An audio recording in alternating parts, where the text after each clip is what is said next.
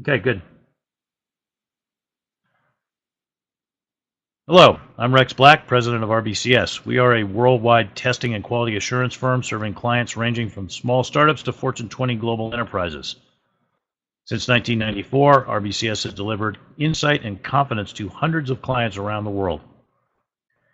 I am the author of many books on software testing, in fact, 14 books on software testing, as well as being the past president of the iSQI.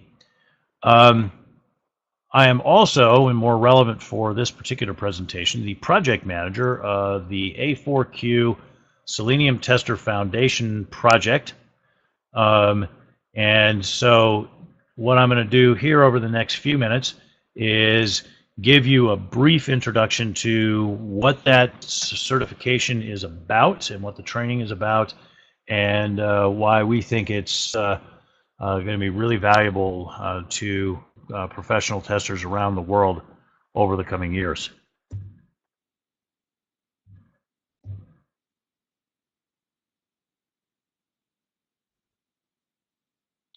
Okay, so I've introduced myself.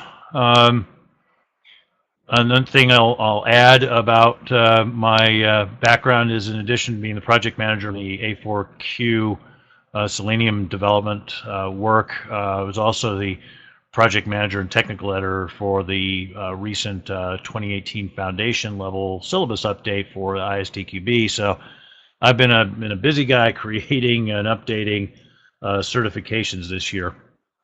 You'll see some information about iSQI on this slide. So there's some contact information there as well for how to take exams. And as you know, iSQI is not just an ISTQB exam provider. They cover other certifications such as IREB, TMMI, DevOps, UXQB, and so forth, and now the A4Q, the Alliance for Qualification. So what is the Selenium Tester Foundation certification? Well, it is a practical training course with an accompanying exam and certification. It's designed for test professionals, anybody who needs to create Selenium WebDriver tests. In taking the training and subsequently taking the exam, you'll learn the basic concepts associated with test automation, how to use Selenium to navigate on a screen, because it's a graphical user interface automation tool. Other aspects of graphical user interface interaction, topics associated with results logging, how Selenium handles results logging, and reporting of results.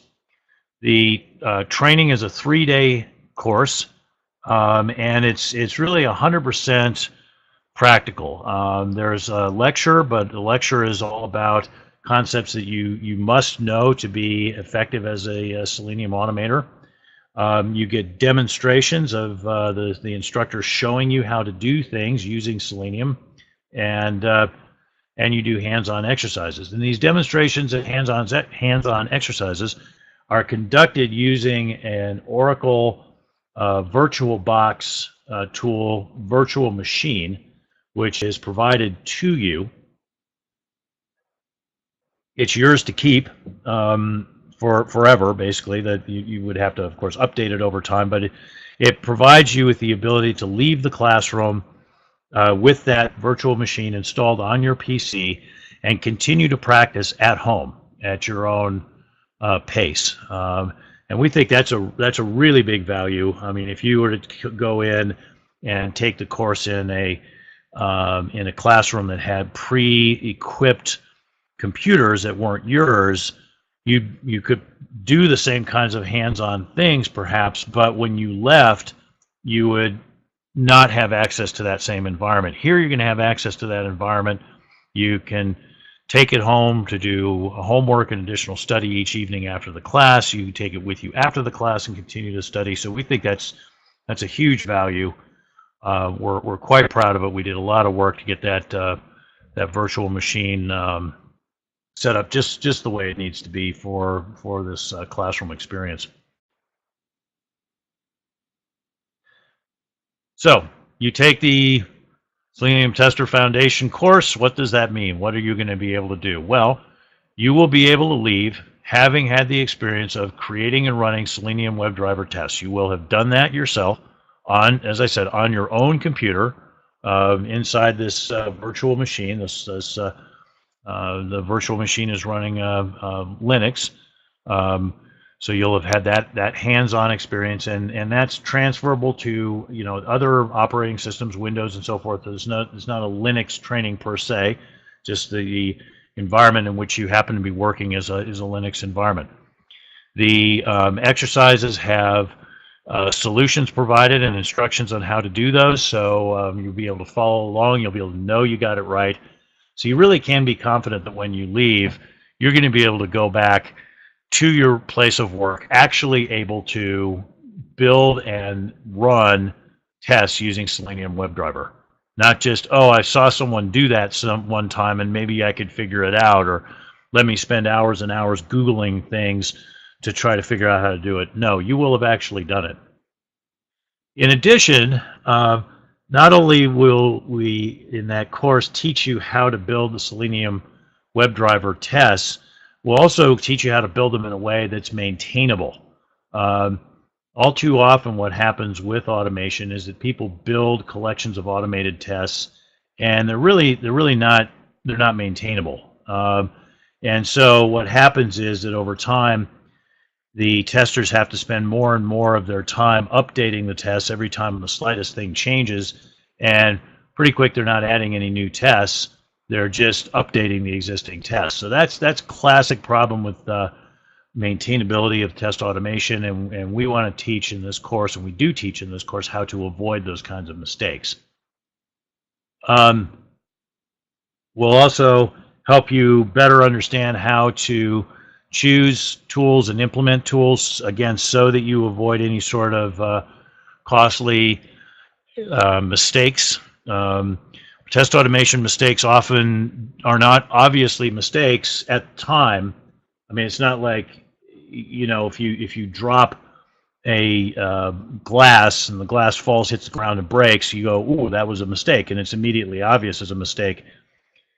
With automation, many times the mistake is made, and the consequences of that increase over time and are latent for an extended period of time, and suddenly become apparent, or maybe not suddenly, gradually become apparent a year, 18 months, 2 years later.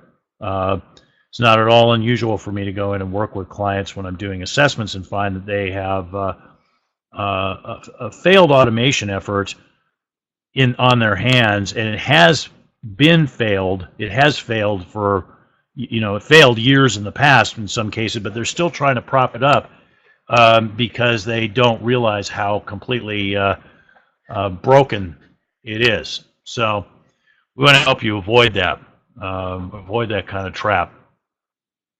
Now, the tests that you'll learn how to build are for functional web application tests.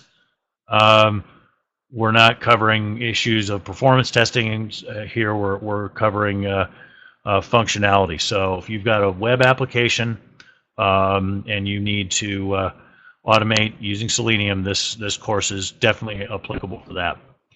Now, that said, learning how to automate properly through one user interface and via one tool, so through the graphical user interface via Selenium, you're going to learn a lot of skills that are transferable to other situations as well.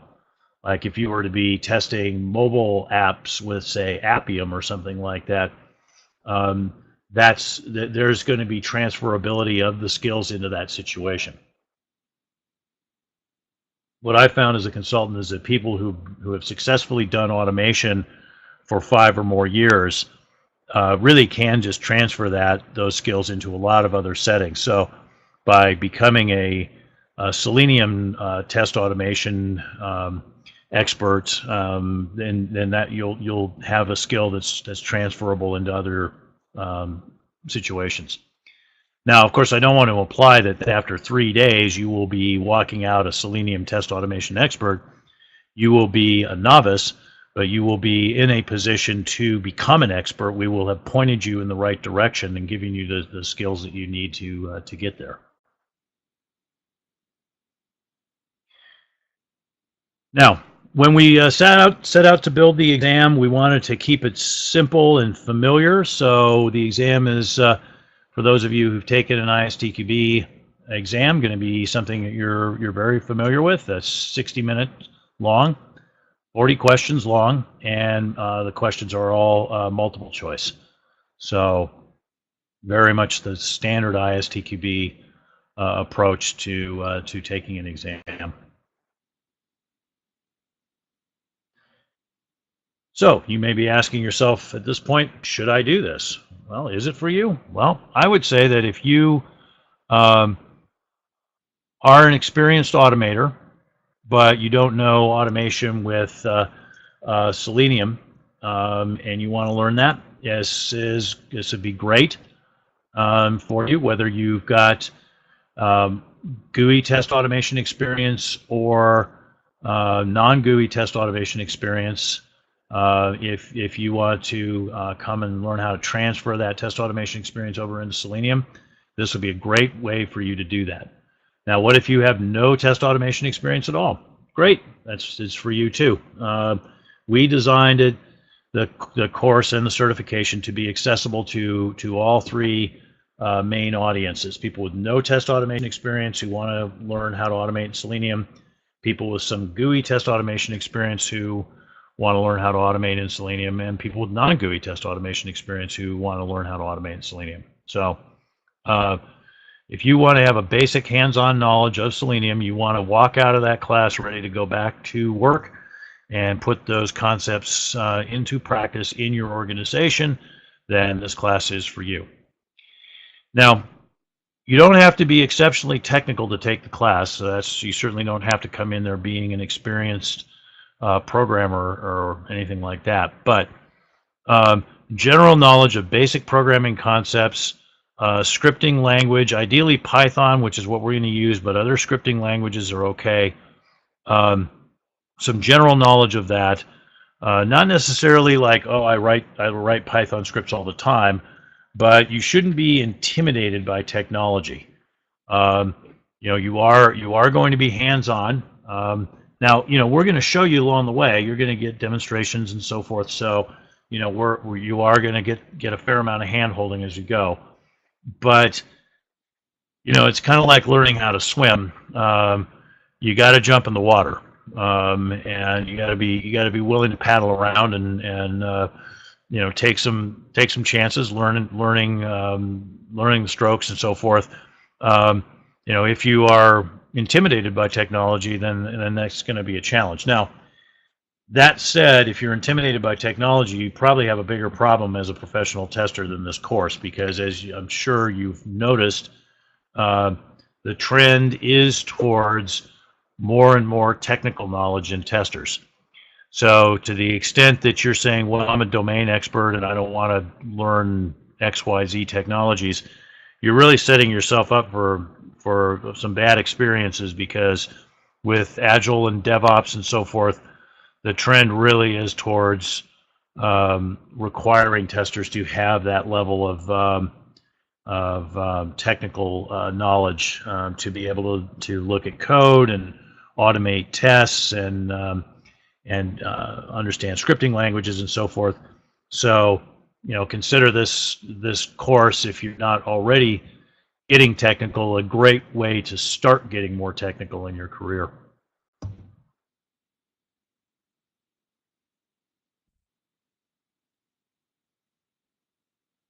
So some questions that come up. Some people would say, well, I'm already using Selenium, so why would this certification help me? Well, one of the things that we find a lot with our training courses is that people who are self-taught tend to have a lot of gaps in their knowledge. So the training course will fill those gaps. And also another thing, that people who are self-taught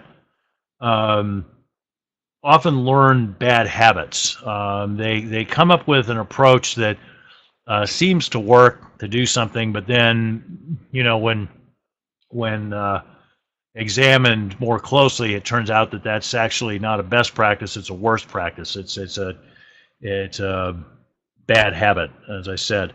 Uh, this will allow you to see and remove some of those bad habits as well.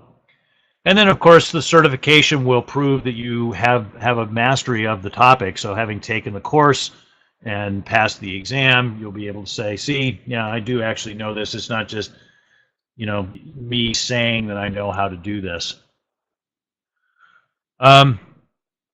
Is the certification internationally recognized? Yes, for sure. The A4Q certification is backed by iSQI, amongst others. So it's definitely international in scope and here to stay. Now, another question that people might ask is, well, okay, so I'm familiar with iSQI because I've taken iSQI exams as part of my iSTQB training. So is this aligned with iSTQB? And the answer is definitely yes.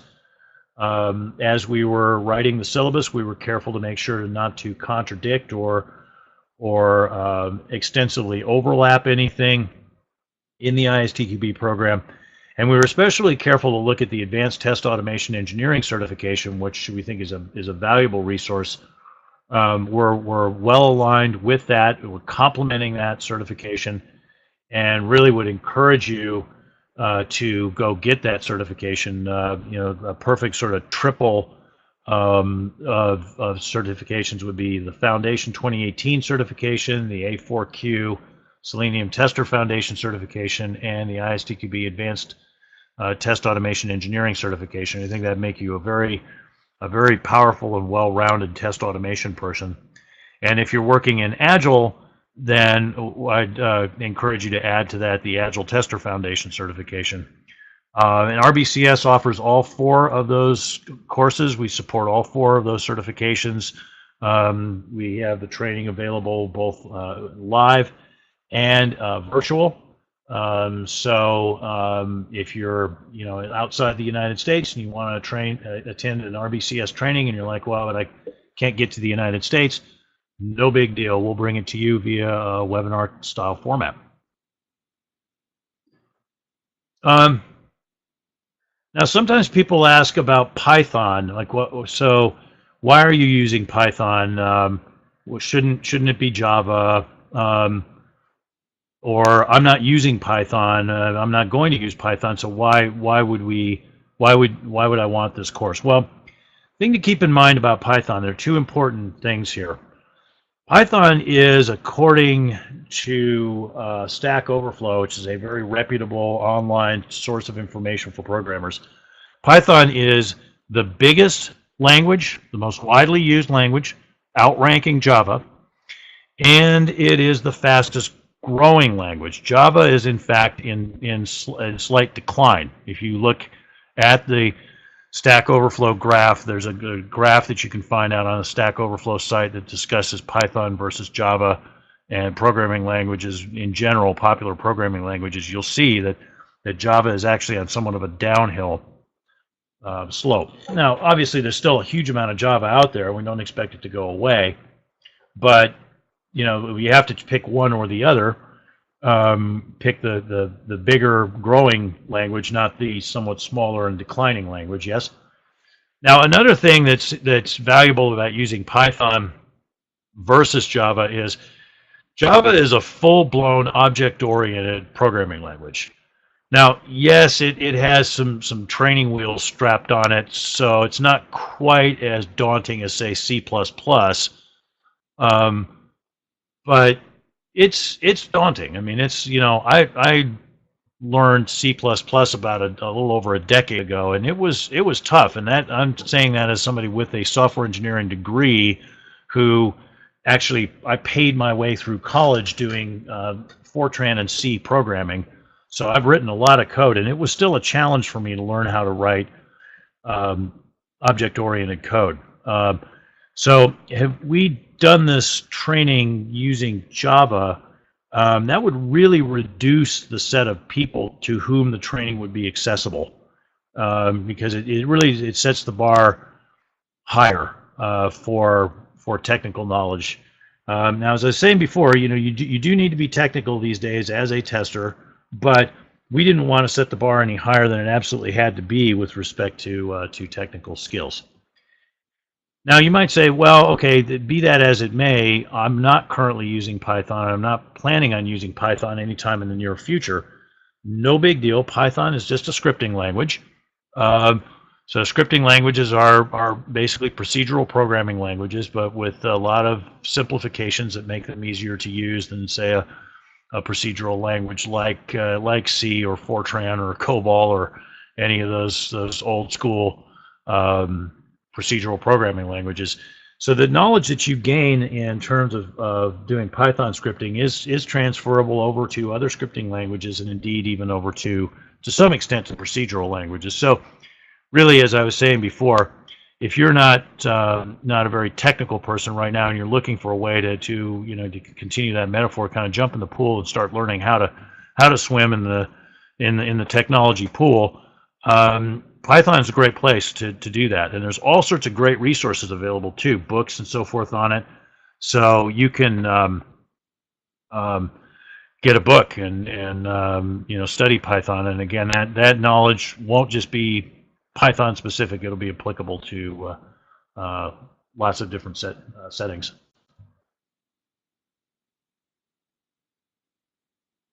Okay, so you're sold, right? You want to take a Selenium course?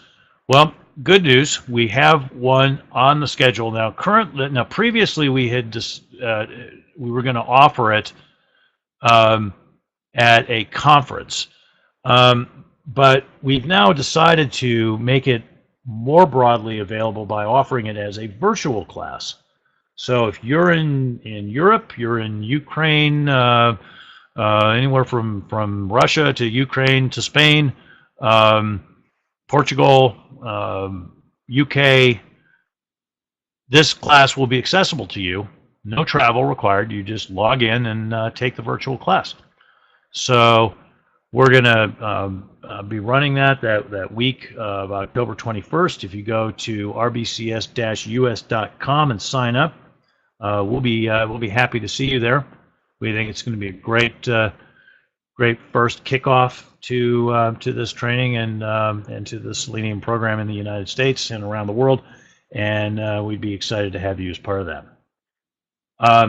To get you ramped up for that class, what I'd suggest is go to the A4Q website and download the syllabus and read it. I think you're going to find that syllabus is a fantastic resource for Selenium just by itself. I think if you were to look at other syllabi out there that say that they cover Selenium test automation, you'll see that they're quite scant and provide very, very little information.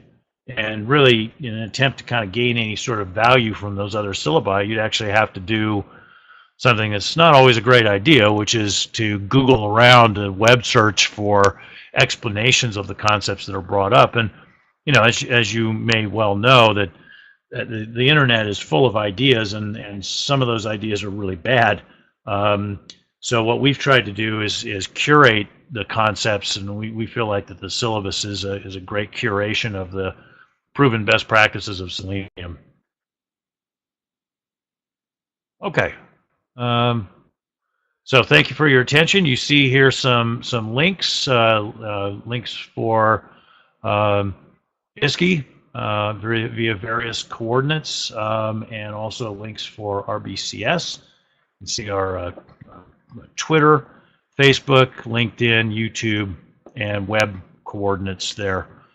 So I know iSQI would be happy to connect with you, and certainly we would at RBCS as well, and we definitely would like to see you at our inaugural virtual Selenium training course. So thanks again for your attention, and have a great